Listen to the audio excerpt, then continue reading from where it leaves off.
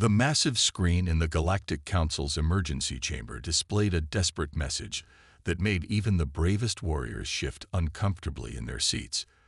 The space station, Hope's Haven, carrying groundbreaking medical research that could save millions across the galaxy, was rapidly losing power and stability. Its orbit was decaying around a volatile gas giant, with only days before total destruction. Council leader Anderson stood at the center of the circular chamber, his weathered face illuminated by the holographic displays showing the station's critical status. "We need immediate volunteers for a rescue mission. The station's research could change the future of medical science across all our worlds." The chamber, filled with representatives of the galaxy's most powerful warrior races, remained unusually quiet. The Titans, 8-foot-tall beings known for their strength and battle prowess, were the first to speak through their representative. "The radiation levels are too high," the Titan warrior declared, his metallic armor gleaming under the chamber lights. "Even our strongest ships would struggle in those conditions. We respectfully decline." Next came the Dragons, a species renowned for their advanced technology and fearless space combat tactics. Their representative, covered in iridescent scales, simply shook her head. "The magnetic storms would tear apart our navigation systems. We cannot risk our best ships and crews." One by one, each warrior race found reasons to step back. The station's position was too dangerous. The time window was too short. The risks were too high.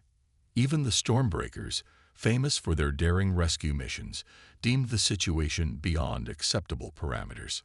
Anderson watched with growing frustration as the galaxy's finest warriors retreated from the challenge. That's when a quiet voice spoke from the back of the chamber. "We'll go." All heads turned to face Jack Thompson, the human representative. He stood there in his simple blue uniform, looking almost plain compared to the elaborate armor and appearances of the warrior races. Laughter erupted from several corners of the chamber. The Titan representative's deep voice boomed. "The humans, the ones who triple-check their safety harnesses, who spend more time on risk assessment than actual missions. The same ones who refused to join our combat exercises because they hadn't run enough simulations." Another voice mocked. Thompson remained calm, pulling up his own holographic display. "We've already analyzed the situation. The Human Space Rescue Division has a team ready. Captain Tom Miller and his crew can launch within 3 hours." "You'll never survive," the Dragon representative stated flatly. "Your ships are not built for such extreme conditions." "Our ships are built exactly for such conditions," Thompson replied. "We've been designing and testing equipment for these scenarios for years. While others were building bigger weapons, we were developing better shields, stronger hulls, and more reliable safety systems." The chamber fell silent as Thompson displayed the human rescue plan. It was methodical, careful, and filled with backup procedures that made several warrior representatives roll their eyes. "All these extra precautions will slow you down," someone shouted. "The station will be destroyed before you even reach it." "Better slow and successful than fast and fatal," Thompson responded. "We've calculated the time margins. We can make it." Council leader Anderson studied the humans' calm determination. In all his years leading the council, he'd never understood the humans' approach to danger. They were always the last to charge into battle, the last to volunteer for risky missions. Yet somehow they had one of the highest success rates in difficult operations. "The humans accept this mission," Anderson declared officially, silencing any further protests.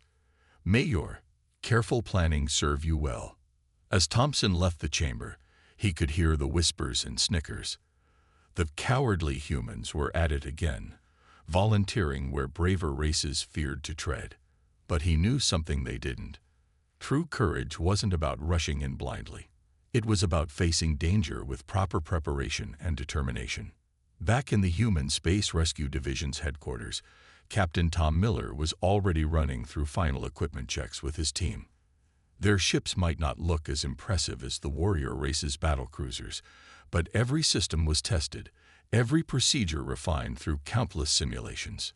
"Status report," Miller asked his crew. All safety systems checked and double-checked, sir. Backup systems are green. Emergency protocols are in place. Miller nodded, a small smile crossing his face. Let them call humans cowards. Sometimes the bravest thing you could do was take things slow and steady. All right, team. Let's show them how the cautious ones get things done. The launch bay of the Human Space Rescue Division hummed with focused activity as Captain Tom Miller's team prepared their rescue vessel, the Cautious Hope. Unlike the sleek warships of other species, their ship looked like a heavily armored turtle, bulky but dependable. Final equipment check. Miller called out, his voice calm but firm. He stood by the ship's main airlock, watching his hand-picked team load their specialized gear. Each crew member wore the distinctive orange and gray rescue suits, marked with reflective strips and multiple backup life support systems. Engineering team, report, he commanded. Bill Parker, the chief engineer, looked up from his tablet. His gray hair and weathered face showed years of experience in space rescue operations. Main power systems at 100%. Backup generators 1 through 3 all green. Emergency power cells fully charged. We've triple reinforced the radiation shielding around the engine core. Next came Mary Roberts, the team's risk assessment specialist. Other species found her job pointless, who needed someone just to point out what could go wrong. But humans knew better. All escape pods are fully functional. Emergency beacons tested. We've mapped out 7 different escape routes from any point in the target station. The medical team, led by Dr. James Wilson, finished loading their specialized equipment. Medical bay prepped for any scenario. We've got enough supplies to treat the entire station's crew for radiation exposure, decompression sickness, and any other likely conditions. Miller nodded, checking off each item on his digital clipboard. Some called it obsessive, but this attention to detail had saved countless lives before. His team wasn't just good at their jobs. They were the best precisely because they took no chances. The ship's pilot, Lisa Cooper, emerged from the cockpit. Her steady hands and careful nature made her perfect for navigating dangerous conditions. Navigation systems are ready. I've plotted 15 different approach vectors based on possible station movements. Backup manual controls are also tested and ready. As the team worked, a group of alien observers watched from the observation deck above. Their expressions ranged from amusement to disbelief. Look at them, a Titan warrior rumbled. They're still checking equipment that they already checked yesterday. A Dragon representative snorted. They'll probably spend another hour making sure their seatbelts work. Miller ignored the comments. He'd heard them all before. Instead, he gathered his team for a final briefing. The holographic display showed the deteriorating space station in detail. Listen up, he said, pointing to various sections of the station. This isn't about proving anything to anyone. This is about saving lives and protecting vital research. We do this our way, careful, methodical, and thorough. He highlighted specific danger zones. The station's reactor is highly unstable. We'll have emergency cooling equipment ready. The artificial gravity is failing in sections C through E. We'll use our magnetic boots and safety tethers at all times. No exceptions. The team nodded seriously, taking notes and double-checking their gear one last time. Each member knew their role and had trained extensively for this type of mission. Remember, Miller continued, we're not just carrying extra equipment, we're carrying extra responsibility. The galaxy's watching to see the cowardly humans fail. Let's show them what real rescue work looks like. As the team made their final preparations, an alert sounded. The station's condition had worsened. They needed to launch now. All crew, board ship, Miller ordered. Final systems checked during launch sequence. The team moved with practiced efficiency, each member taking their assigned positions. The ship's interior was a marvel of human engineering. Every system had a backup. Every procedure had an alternative. As the launch countdown began, Miller took his command seat, running through his own final checklist. The alien observers had already lost interest. certain that the humans would turn back at the first sign of real danger. Launch sequence initiated, Cooper announced from the pilot's seat. All systems showing green. The cautious Hope lifted off smoothly, its powerful engines humming to life. As they ascended through the atmosphere, Miller looked at his team. Not the strongest, not the fastest, but absolutely the most prepared. "Remember," he said as they broke orbit, "slow is smooth, and smooth is fast. Let's bring those people home." The ship accelerated toward their target, carrying with it humanity's methodical approach to heroism. They might be called cowards, but they were about to show the galaxy that true courage often wore a safety harness. The cautious Hope approached the damaged space station slowly, its sensors sweeping the surrounding space. Through the main viewport, the station looked like a wounded animal, spinning slightly with occasional bursts of venting atmosphere glinting in the gas giant's light. Initial scan complete, Mary Roberts announced from her station. Her screen showed a complex web of data about the station's condition. "It's worse than reported. The structural integrity in sections A through D is falling below 40%. Captain Miller leaned forward in his command chair, studying the holographic display. "Show me the radiation levels." The display shifted, revealing angry red zones around the station's reactor core. Even the warrior race's shielding would have failed against such intense radiation. But the human ship's multiple layers of protection held steady.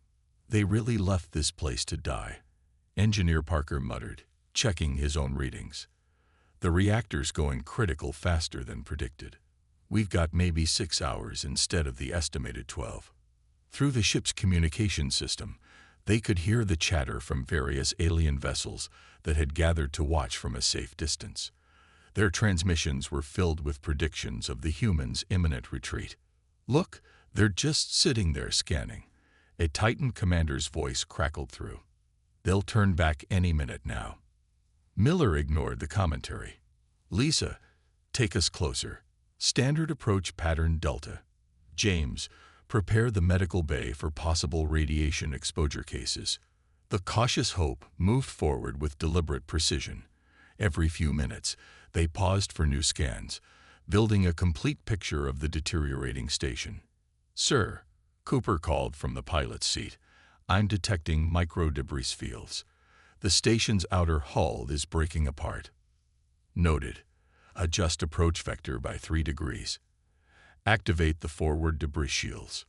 The alien observers continued their running commentary. "Such slow progress. The cowards will never reach the station in time. Why do they stop every 100 meters? Just dock and get it over with." Inside the human ship, the crew worked with focused efficiency. Each new scan revealed more challenges, but also helped them refine their rescue plan. "Captain," Roberts called out, her voice tense, "I'm detecting something the initial reports missed. There's a cascade failure building in the coolant systems. If it goes, the whole station could explode." Parker finished. "We need to adjust our timeline." Miller nodded, quickly reviewing the new data. Where others might have seen reasons to retreat, he saw problems to solve. "Cooper, hold position. Parker, show me the coolant system layout." A new hologram appeared, showing the complex network of pipes and regulators. The human crew gathered around, each contributing their expertise. "We could stabilize it from here," Parker suggested, pointing to a junction. "But we'd need to get inside first. The radiation levels near that section are near lethal," Roberts warned. "That's why we brought the shielded suits," Miller responded. "The ones everyone mocked as unnecessarily heavy." The alien transmissions had grown more impatient. "They're just floating there. This is why humans can't be trusted with important missions." Miller turned to his crew. "The station's condition is critical, but not hopeless. We planned for worse scenarios than this. Parker, prep the emergency coolant pumps. Roberts, map us a safe route through the debris. Cooper, calculate minimum safe distance if the station blows. Wilson, get your team ready for casualties." The crew moved with purpose, each order acknowledged with quiet professionalism. Their careful approach had revealed dangers that a faster, more reckless rescue attempt would have triggered catastrophically. "Sir," Cooper reported, "I found a stable approach vector through the debris field, but it'll take 20 minutes to reach the docking port." "Then that's what it takes," Miller replied. "Better 20 minutes alive than 10 minutes dead." As the cautious Hope began its careful approach, the alien observers fell silent, perhaps finally understanding. The humans weren't moving slowly because they were afraid. They were moving slowly because they understood fear, respected it, planned for it, and would overcome it through preparation and persistence. "All hands," Miller announced, "prepare for rescue operations. We do this by the book, we do this right, and we all go home alive. Us and them." The human ship continued its measured advance toward the wounded station, each careful movement bringing them closer to proving that true courage wore many faces, even cautious ones. The docking procedure was textbook perfect as the cautious Hope connected with the damaged station. The sound of seals engaging echoed through the ship, followed by automatic safety checks of the airlock systems. "Docking complete," Cooper reported. "All seals are holding." Captain Miller stood before his rescue team, all suited up in their heavy radiation gear. Each suit carried multiple oxygen supplies, emergency beacons, and reinforced shielding that other species had deemed ridiculously overbuilt. "First team, move in," Miller ordered. "Remember your training. No heroics, no shortcuts." Parker and Roberts led the first group through the airlock, their helmet lights cutting through the station's dim emergency lighting. The station's corridors were eerily silent except for the occasional creak of stressed metal. "Structural integrity at 32% and falling," Roberts reported, checking her sensors. "Air pressure varying throughout the station." Miller's voice came through their comms. "Located any survivors yet?" "Negative, but we're picking up life signs from the central lab complex. The research team must have sealed themselves in." The rescue team moved methodically, placing emergency support beams at critical junctions and setting up portable shield generators to contain the radiation. Other species would have rushed ahead, but the humans knew better. Suddenly, a violent shudder ran through the station. "Status report," Miller demanded. Parker's voice crackled through, tense but controlled. "The reactor's containment field is fluctuating. We need to move faster, but we can't skip the safety protocols." That's when their unnecessary preparations proved their worth. A massive surge ripped through the station's power grid, overloading systems and blowing out panels. But the human team's portable shields contained the explosions, their reinforced suits deflecting debris. "This is why we plan." Roberts shouted over the chaos. "Everyone okay?" The alien observers, watching through the station's remaining security feeds, fell silent. Their earlier mockery died as they watched the humans' safety measures save lives repeatedly. The rescue team reached the central lab complex, finding 20 researchers huddled inside. The sight of the heavily armored human rescue team brought tears of relief to many faces. "We thought no one was coming," one researcher said, voice shaking. "We're here now," Parker assured them. "We've got enough emergency suits for everyone. They're not comfortable, but they'll keep you alive." As they began evacuating the researchers, another crisis struck. The reactor's containment field started to collapse completely. "All teams, we have a critical reactor event incoming." Miller's voice boomed through the comms. "Initiate Emergency Protocol 7. This was the scenario they practiced countless times, though one other species had called them paranoid for even considering. The rescue team quickly deployed their portable radiation shields, creating a protected corridor back to the ship. "Move, move, move," Parker urged the researchers, helping them through the shield corridor. Behind them, alarms blared as the reactor went critical. The alien observers watched in amazement as the humans' supposedly excessive preparations paid off. The portable shields held against the radiation surge. The reinforced suits protected against the increasing heat. The multiple backup systems kept working even as the station's infrastructure failed around them. Last group coming through. Roberts called out as they reached the ship. The airlock cycled one final time, sealing just as a massive explosion rocked the station. "Cooper, get us out of here," Miller ordered. "Emergency thrust pattern Delta." The cautious Hope detached smoothly, its engines pushing it away from the dying station. Behind them, the reactor finally breached, but they were already at safe distance, thanks to their careful calculations of minimum safe distances. In the ship's medical bay, Dr. Wilson and his team treated the survivors. Thanks to the quick evacuation and protective gear, injuries were minimal. Miller watched through the viewport as the station finally broke apart, its fragments scattered by the explosion. The alien vessels that had been observing began sending messages, not of mockery this time, but of congratulations and respect. "Captain," Parker said, removing his helmet, "I think we just changed some minds about human courage." Miller nodded, watching his crew help the survivors. Courage isn't about not feeling fear. It's about respecting it enough to prepare for it.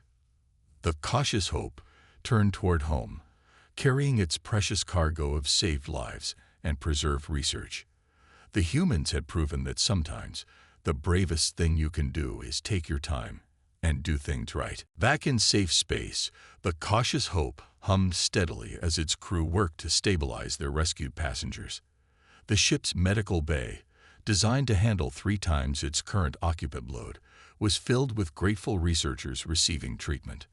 Dr. Wilson moved among the patients, checking vital signs and radiation exposure levels.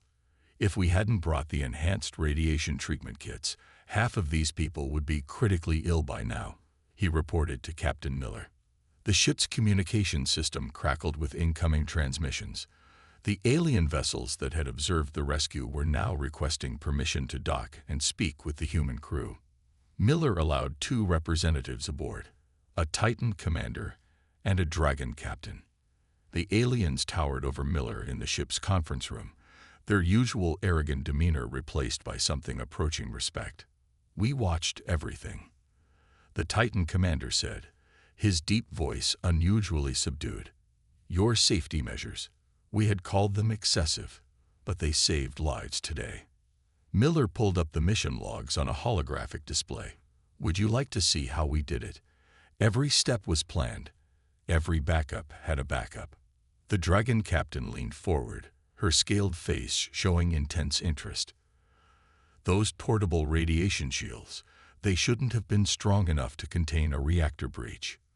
"Standard human design philosophy," Engineer Parker explained, joining them. "We built them to withstand 3 times the worst-case scenario we could imagine." Everyone called it paranoid. We called it thorough. On the medical deck, the rescued researchers were sharing their stories with the alien visitors. One elderly scientist spoke up, his voice still shaking. "We had almost given up hope. The warrior races said rescue was impossible. But these humans, they came in with equipment I'd never seen before." Mary Roberts was showing the aliens their risk assessment logs. "See these readings. Other ships would have missed them because they wouldn't have taken the time to do detailed scans. We found 3 hidden dangers that would have killed anyone rushing in." The Titan commander shook his head in wonder. "Your entire rescue took twice as long as our standard protocols would allow. Yet you saved everyone and retrieved all the research data." "Sometimes the fastest way to do something is to do it slowly," Miller replied. "Every minute we spent scanning and preparing saved hours of potential disaster management." In the ship's cargo hold, the rescued research materials were safely stored in specialized containers. The Dragon captain examined them with growing amazement. "These storage units, they're designed to survive practically anything," she observed. "Including total ship destruction," Parker confirmed. "The data would survive even if we didn't." Some called it defeatist thinking. We called it being realistic. The ship's systems continued their constant monitoring, another practice that had drawn mockery. But those same systems were now detecting and compensating for the subtle radiation damage the rescue had caused to their hull. "Your ship doesn't look impressive," the Titan commander admitted, "but it's probably the most capable rescue vessel I've ever seen." Miller led them through more areas of the ship, showing how each excessive safety measure had played a crucial role. The redundant life support systems, the multiple backup power sources, the emergency equipment that could be operated even in total system failure, all of it had proven its worth. "The truly amazing thing," Roberts added, "is that we didn't have to use our last resort systems. Our primary and secondary backups handled everything. That's what proper preparation gives you. Layers of security." The alien representatives exchanged glances. Their species prided themselves on bravery and quick action, but they couldn't deny the effectiveness of the human approach. "Your people have a different kind of courage," the Dragon captain finally said. "It's not the burning courage of battle, but the steady courage of foresight." Miller smiled slightly. "We learned long ago that space doesn't care how brave you are. It only cares how well you've prepared." As the alien visitors prepared to leave, the rescued researchers gathered to thank their saviors. The humans accepted their gratitude with characteristic modesty, already running maintenance checks on their equipment for the next mission. The cautious Hope had lived up to its name, proving that caution and hope weren't opposites, but partners in the face of danger. The galaxy was beginning to understand that sometimes the most courageous act was to take one careful step at a time. The Galactic Council chamber buzzed with unusual activity as Captain Miller and his crew stood before the assembled representatives. The massive screens behind them showed footage from their rescue mission, captured by both their ship's cameras and the observing alien vessels. Council Leader Anderson stood at the podium, his expression thoughtful as he addressed the gathering. "We are here to discuss not just a successful rescue, but a complete paradigm shift in how we approach dangerous space operations." The chamber, usually filled with the proud posturing of warrior races, was quietly attentive. The footage showed the human rescue team methodically working through the crisis, their careful preparations preventing one disaster after another. "These humans," the Titan commander who had observed the rescue spoke up, "did everything wrong by our standards. They moved too slowly. They checked everything too many times. They carried too much equipment." He paused, looking at the human crew. "And because of that, they succeeded where we would have failed." Dr. Wilson stepped forward when asked to explain their medical preparations. "We didn't just bring treatments for likely problems," he explained. "We brought treatments for unlikely problems, impossible problems, and problems we hadn't even imagined yet. That's why we saved everyone, not just the lucky ones." The Dragon representative, usually dismissive of human methods, raised a question. "But surely this level of preparation slows down response times. In emergencies, isn't speed essential?"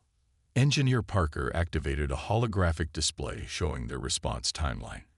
"We actually reached the survivors faster than a rushed mission would have." "Why?" "Because we didn't have to stop for unexpected problems. We'd already prepared for them." The chamber murmured as Parker showed how each wasteful precaution had actually saved crucial minutes during the rescue. The radiation shields had allowed them to take direct routes that would have been lethal otherwise. The multiple backup systems meant no time lost to equipment failures. "Consider this," Mary Roberts added, highlighting specific moments in the mission footage. 3 times during the rescue, other ships would have had to retreat and regroup. Our preparations meant we could push forward safely. A young warrior from a newly spacefaring race spoke up. "But where is the glory in such cautious action? Where is the heroic courage?" Captain Miller answered quietly. "Heroism isn't about what looks good in stories. It's about bringing everyone home alive. Our crew, the people we rescue, everyone." The screen showed the final moments of the rescue, when the reactor had breached. The human ship's supposedly excessive shielding had protected everyone, while other ships had to flee to safe distances. "The data speaks for itself," Anderson announced. "The Human Space Rescue Division has the highest success rate of any emergency response team in the galaxy. Not the fastest response times, not the most dramatic rescues, but the most lives saved. The Council's chief medical officer presented her analysis. The rescued researchers are all recovering fully. On any other rescue mission, we would have expected at least 30% casualties from radiation exposure alone. Miller's crew stood proud but humble as the Council discussed their methods. The very procedures that had once earned them mockery were now being studied as examples of best practices. Therefore, Anderson continued, the Council is implementing new guidelines for space rescue operations. All future rescue teams will be required to maintain human-level safety protocols and preparation standards. Some warrior races grumbled, but they couldn't argue with the results. The humans had proven that true courage included the wisdom to be careful. One final note, Anderson added, looking directly at Miller and his crew. The term cowardly humans is hereby officially recognized as inappropriate and misleading. These humans have shown us that courage wears many faces. As the council session ended, Miller found himself surrounded by representatives seeking advice on implementing human safety standards. His crew patiently explained their methods, showing how thoroughness and caution could coexist with swift action when needed. The galaxy is changing, Roberts observed to Miller as they left the chamber. They're finally understanding what we've known all along. Miller nodded, already thinking about their next mission. That the bravest thing you can do is make sure you're ready for anything. The cowardly humans had redefined heroism in the galaxy, proving that sometimes the greatest courage lies not in rushing forward, but in making sure you're prepared for whatever lies ahead. 6 months after the historic rescue mission, the Galactic Space Academy's main lecture hall was packed with students from every spacefaring race. Captain Miller stood at the podium, now a regular guest lecturer for the newly established Human Safety Protocols course. Space doesn't care about your courage, Miller began, his voice carrying across the attentive audience. It doesn't care about your species' warrior traditions or how fast you can fly. It only cares about whether you've prepared for its challenges. The screens behind him displayed the cautious hope, now the template for a new generation of rescue vessels. Every major species had begun incorporating human safety features into their ship designs. Look at this, Engineer Parker demonstrated, showing technical diagrams. The Titans have actually improved our radiation shielding design. They kept our core principles but added their advanced materials technology. That's the kind of progress we make when we work together. In orbit above, ships from various species conducted joint rescue drills using the new standardized protocols. The once mocked human safety measures had become the galaxy's gold standard. You see that? Roberts pointed to a training exercise. The Dragon ships now carry our full range of scanning equipment. They said it was slowing them down until they realized how many hidden dangers they were missing before. The Academy's simulator rooms had been redesigned to teach the human method of space rescue. Students learned to check, double-check, and triple-check their equipment, not out of fear, but out of respect for the dangers of space. Dr. Wilson, now heading the Academy's emergency medical department, supervised a group of alien medical students. Every rescue kit needs to be prepared for the impossible, he explained. Because in space, the impossible happens more often than you'd think. A young Titan cadet raised his hand during Miller's lecture. But what about emergency situations where there's no time to prepare? Miller smiled. That's exactly why we prepare so thoroughly in advance.